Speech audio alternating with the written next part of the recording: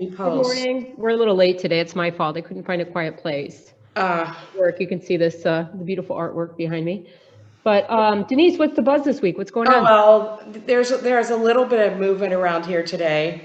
The door handle fell off, so we're waiting for the guy to come and fix that. Luckily, we weren't locked in. What else is the buzz? Not the first time that's happened. That Oh, happened. we're doing more interviews. Today we have Antonella from Nati per Leggere. So that's going on right now. For the documentary. For our documentary about the 60 years of the association. Yeah, people seem to be pretty excited about it. Yeah, she said as soon as she saw it, she contacted us to be interviewed. So that's exciting. Yeah, I even had someone contact us who was a student with us in 1973. And she's still in touch with her American teacher she had, who's now in Cairo. So that's pretty interesting. So 73. Yeah, I think that's the year I was born. So it wasn't so long ago, of course. But yeah, I think people saw the article in the newspaper and then responded to it. So I think that's a good thing. Mm-hmm. So and what else? Let's see. We had a good weekend. How was your weekend? My weekend was great. I went to the mountains. We went to Monte Lusari and stayed up there. And I think it helped clear out my sinuses because remember I had a headache all last week. Now it's gone. So I think it was like my ears needed to pop or something. So now I'm much better. So I think the weekend away did me some good. How about you? How was your weekend? Was there a lot of snow there? There was a lot of snow. I would say a couple feet. I guess I wouldn't know how to say that in meters, but yeah, you had to have something special on your feet to avoid slipping. And I had those little sticks that you use, I'm not a very good mountain person. Otherwise I would know what those are actually called, but that helped a lot because, I'm a woman of the flatlands. So for me to go in the mountains is always like kind of a challenge. But do you have those snowshoes? Do you have those plastic snowshoes? Those to walk on? No, I had, what did I wear? No, I wore my hiking boots that I normally wear in the city. Right. So I guess normal people wear those in the mountains, not in the city. Yeah, so I didn't know that. I went to Montana once to Glacier National Park in the wintertime, and you can only go into the beginning and then you walk. So I figured, yeah, let's just go in and walk. And I just had regular snow boots, and you would go in up to your ankles, and I looked around and everybody else either had cross-country skis or those special snow shoes to walk on the snow because you're not getting very far with a couple feet of snow. But yeah, this time I felt like I was a little bit more prepared than I had been in the past, so that was a good thing. But so it was warm. Yeah, it was warm. In fact, I even got a little sun. Yeah, I'm a little, little red. I didn't get tan, but a little red. How about your weekend? We had a quiet weekend. It was Andrea's birthday, my husband's birthday. It was yesterday. I forgot. Yeah, so Sunday he wanted all of his favorite things for lunch. So I found a duck. He likes orange duck. I went by Via Battisti and I saw duck in the window. So I went in the store and I said, "Tell me about that duck." And the guy said, "Are you sure you don't want a turkey?" And I looked at him because he was with the mask on, so I didn't recognize him. And it turns out he used to work in the other butcher shop where we get our turkeys for Thanksgiving. So he remembered that? He remembered. Suppose that aren't so many people who order like 3 turkeys at a time. When I go in a butcher shop, people remember me. No. Yeah.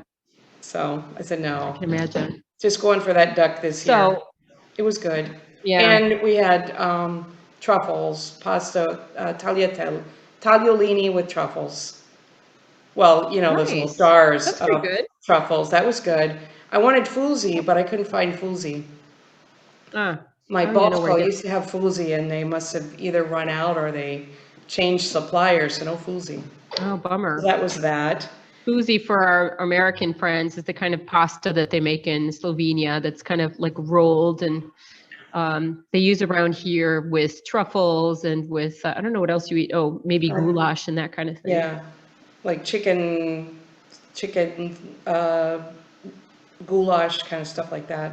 Okay. So that was good. And I made everything orange, so we had orange cake.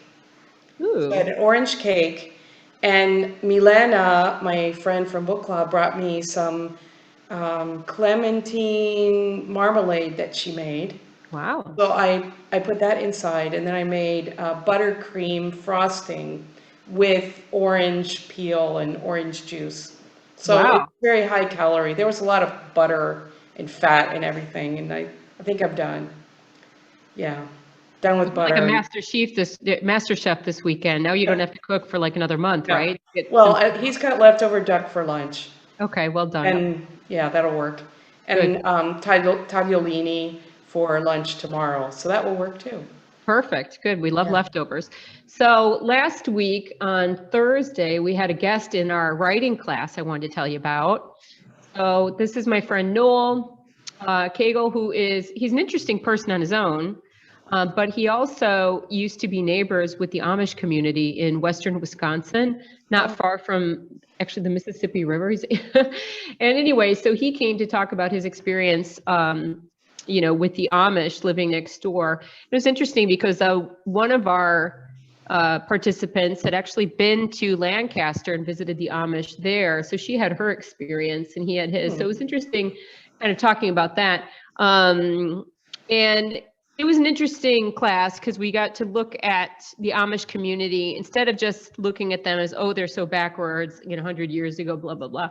We tried to look at what we could learn from the Amish. And one of the things that came out of the discussion is that how they live so deliberately, like they deliberately live without technology or minimum technology. And what I thought was interesting that I didn't know was that each individual community gets together once every couple of years, or maybe it's once a year, I don't know, and they decide what their rules are going to be. So they might say, okay, we're thinking about using this gas-powered, thing for doing the fields.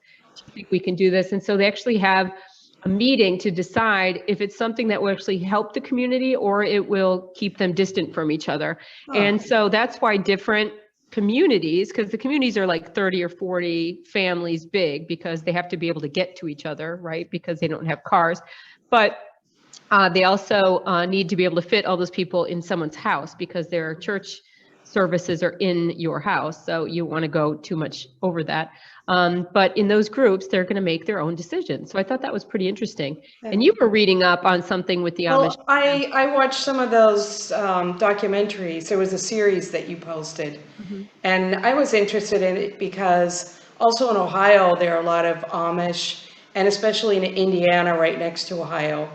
So they're especially known as great bakers. They have the best bread and cakes and pies that you can find anywhere. And when you go to fairs, you always see them with a truck. They have a truck in Indiana that they've got all of their stuff. They've got their apples and everything. So I was interested to find out how that works. And I started watching the documentary, and it seems that every community has their own rules. So maybe you go away from Wisconsin and you move to Montana, which was the one I was interested in, and they've got different rules. In Montana, they're allowed to ride bicycles, and some communities they're not. Yeah, some of them, they have to use a scooter, right? Which is not a motorized scooter, but a scooter where you kind of push with one foot. You told me something about peanut butter and jelly that made me laugh. Yeah, they were talking about they have their Sunday meetings, and you go to somebody's house, and you have to have all the benches ready, and then you have a big meal for everybody in the community.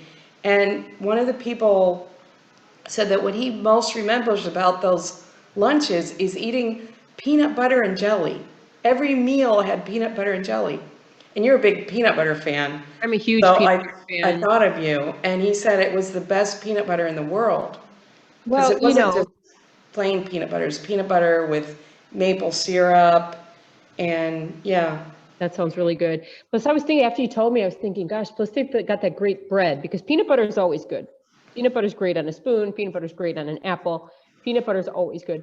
But on homemade bread, it's especially good. This is true. So it made me a little bit nostalgic for peanut butter and jelly, but it means I got to make some decent bread, I suppose. And they were also talking about their diet, and apparently they eat a lot of sugar. everything is super sweet that they eat, but they don't have health problems because they're so active. Because Right. they're all walking, working, doing all this manual labor all day long. Yeah. Oh, the And other thing, oh, sorry, go ahead. another thing, the furniture. In Indiana, they make a lot of furniture. Beautiful furniture. And I think my mother has a rocking chair, which is one of her prized possessions, an Amish rocking chair that's made without nails, and they're really good at furniture. Yeah, they're great at carpentry. And there was something else I was going to say. I just forgot what I was going to say. Something. Oh, we were thinking about being active, and that made me think about gender roles. How it's so specific, like the women have specific roles, the men have specific roles, and it's very clear that the men are going to be doing the work, maybe in the fields, or a lot of them are farmers or carpenters, and the women are going to be doing the domestic work. Now, in the family that I visited, which was next to my friend Noel, they had a situation where the man, there were, I think, 5 or 6 kids, but they were all, males, they were all boys, so they were helping the father. And so this mother it was just, all she wanted was a baby girl, someone to help her with some of all that work, inside, because the rules are so rigid that way. Now, of course, I was being the devil's advocate and kind of, saying, well, wouldn't it be interesting if in our lives we also had these very, it was really clear who did what? Because I feel like in our modern situations, we say that we're equal, but it's actually certain things are expected of women that aren't expected of men, but it's never quite stated. And I always said, well, at least the Amish, where you stand, This is true. Whereas like the modern woman now is expected to be kind of everything at all times. And so there's something to be said about the just knowing exactly what it is you're supposed to be doing. Not everybody agreed with me on that one. In fact, people were pretty scandalized by that idea, but you got to kind of make people think a little bit. And such large families, like if Right. that family only had 5 kids, that was a small family. But then you said they have to keep the community small, so that means that a lot of people have to leave. Right. Or the kids have to leave when they get married. They might not have space or, a place to buy land there, so they'll have to go somewhere. And that's, kind of explains the spread of the Amish community too, because basically, I think most states probably have some Amish now anyway. I thought it's interesting too that anybody who's not in the Amish community is called English. Oh. So even though we're Americans, they refer to us as the English. So they refer to you by the language you speak, not by whether you're American or not. So I thought that was really interesting. And also the people, when you talk to them, they have an accent. Yes. Because they learn English after 6 years old. So English is really a second language. I noticed that in those interviews. They all have a strange accent when they speak English. Yeah. And they only have to go to school until 8th grade. Right. They're homeschooled. Apparently they had some kind of amendment made in different states saying that they can leave school at 8th grade. Right. And I don't think they're expected to go to public school. They have their own schools, right? They have their own schools. Right. So it's an interesting thing. So I think after, they start when they're 6 years old, they finish when they're 13 or 14. What we would say your 3rd year of middle school, right? And the whole transportation situation. Yeah. So it's not that every community has the same kind of horse and buggy. Every community has a different style horse and buggy. Wow. Yeah. Crazy. And you're allowed to go in a car, but you can't drive the car or own the car. So say you need to go to the hospital, you need to call a taxi. Really? Or you have to get some neighbor who's not Amish to drive you there. Oh, interesting.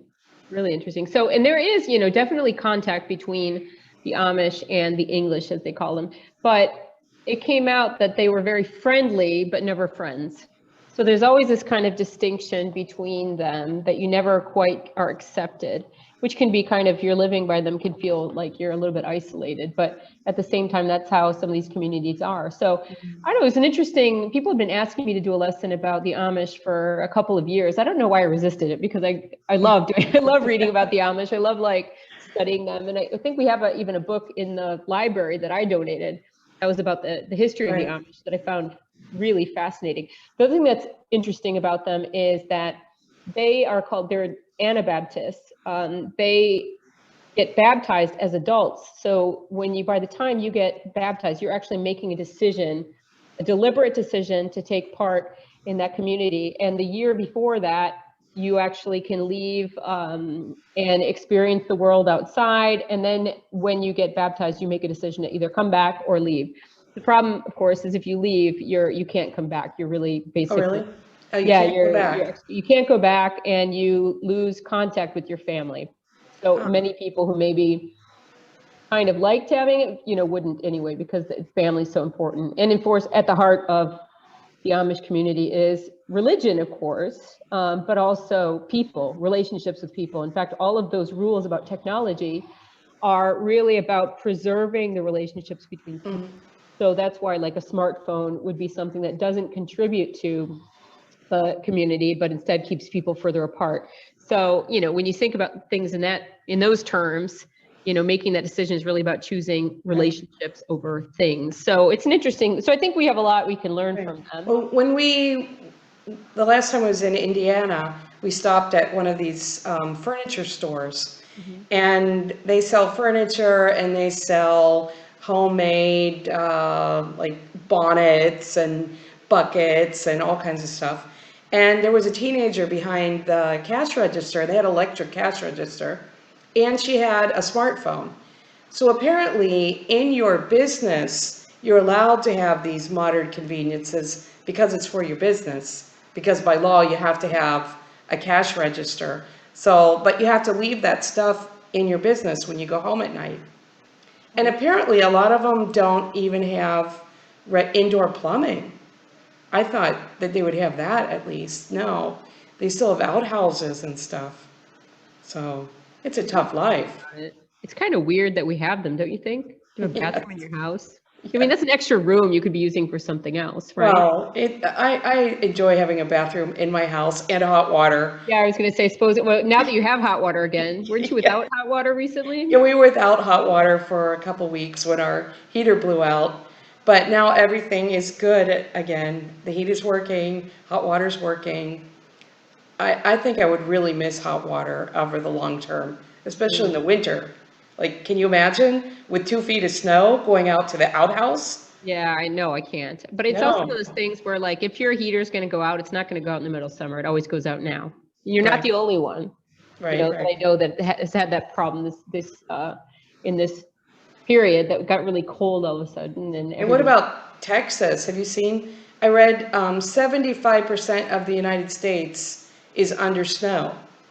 That was a couple days ago. I've never seen that happen before, ever. I think I saw Texas maybe on the news with snow, but like a tiny bit, and everybody was going crazy because they didn't know how to drive. So we in Wisconsin were laughing at them. But now it's really, really bad situation because, people are just in a really, really bad situation. So I think that's it for today, Denise. I think we buzzed enough. About Texas. I saw this guy in Texas has furniture store. Like he's got an enormous space with couches and beds and all that kind of stuff in a privately owned furniture store. And he opened the doors for people to come in and just stay there as long as they need to and keep warm. And they can use the couches and the beds. And he's even got food for them. So that's pretty cool. Yeah, there were some other kind of inspiring stories too about grocery store people who didn't have any more electricity. Their refrigerators weren't working anymore, and they just said, come and take what you need. And people apparently paid it forward. We're doing other kind things for other people. So I think that's what happens in these kinds of disastrous moments is you have these flickers of kindness and sweetness when people take care of each other. And I think that's really inspiring. So with that, Denise, I hope you have a great day. You too. See you next week on our buzz chat. Sounds great. Bye. Bye.